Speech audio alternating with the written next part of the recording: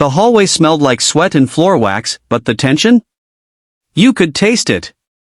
Madison Parker had just finished her chemistry quiz and was heading toward the gym for practice. As she walked with her books tucked under one arm and her long honey blonde hair braided over one shoulder, she could sense it, the looks, the stares, the sharp, biting whispers that sliced through the air like invisible knives. She wasn't always alone. Once, she was everyone's favorite head cheerleader, honor student, and the girl with the best smile in school. She wasn't just beautiful, she was kind.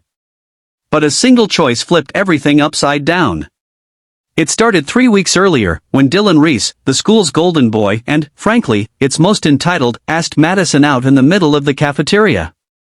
He made a show of it, roses, loud music, even his friends cheering him on. But Madison knew the truth behind the charm.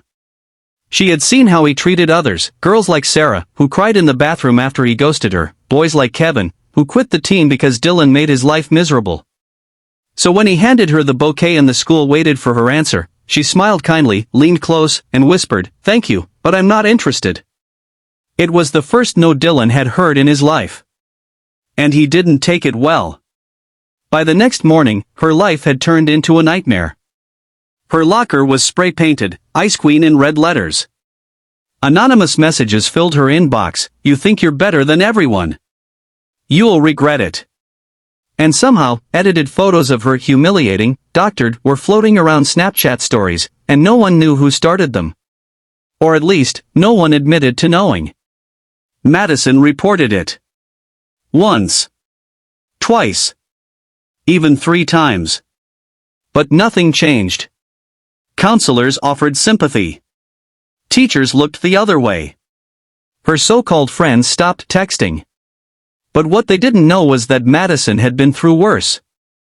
She had fought battles not everyone knew about, like her father's death last spring. He had been her best friend, her coach, and her biggest supporter. As a martial arts instructor, he taught her from the time she was 6. "You'll never be the strongest in the room," he'd always say, "but you can be the most grounded. Never let anyone shake you from the inside out." The breaking point came that Friday afternoon. Madison was walking through the south hallway, the one with the cracked tiles and old trophy cases, when Dylan and his crew blocked her path. Phones were already out. Everyone could sense something was about to go down. He stood there grinning, twirling a basketball in his hand. "You think you're untouchable, huh?" Madison didn't respond.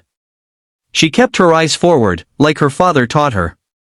That made Dylan angrier. With one swift movement, he lunged forward and wrenched her cheer jacket right off her shoulders, the same jacket that carried her team's name, the one her mom had saved for months to buy. Laughter erupted. Some kids started filming. Others just watched, silently, cowardly. Madison froze. Her heart raced. Humiliation burned her skin. She could feel the sting of tears behind her eyes, but she didn't let them fall. Instead, she dropped her books. And then, she moved. Her body reacted with instinct, her training kicking in. She spun with perfect balance, lifted her leg, and delivered a clean, powerful roundhouse kick straight into Dylan's right shoulder. Crack! The sound echoed down the corridor. Dylan fell to the floor not just from pain, but from shock. He clutched his arm, groaning, as his friends scrambled back. The crowd was stunned. Phones kept recording. No one laughed now. No one said a word. A teacher rushed over, breathless and wide-eyed. "What happened?" "She defended herself," someone whispered. That single moment changed everything. The school launched an investigation. The videos were undeniable. Dylan was suspended immediately, and charges were filed for harassment and assault.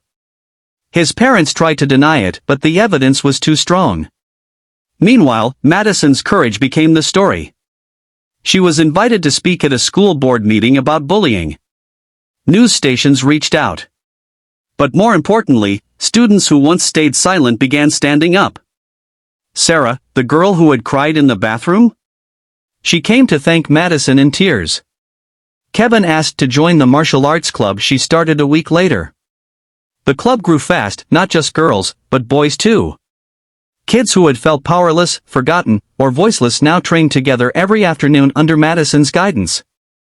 One day, she stood before the group and said, "I don't want revenge. I want change. Bullies don't deserve fear, they deserve to be stopped. And I'm here to teach you that you can." Her voice didn't shake. Her feet didn't falter. Because Madison Parker wasn't just a cheerleader anymore. She was a fighter, a protector, and the girl who roundhouse kicked silence out of that hallway forever. Moral of the story. Sometimes, strength isn't about fists or fury, it's about knowing your worth, standing your ground, and never letting someone else define your value. One act of courage can shatter fear and build a movement.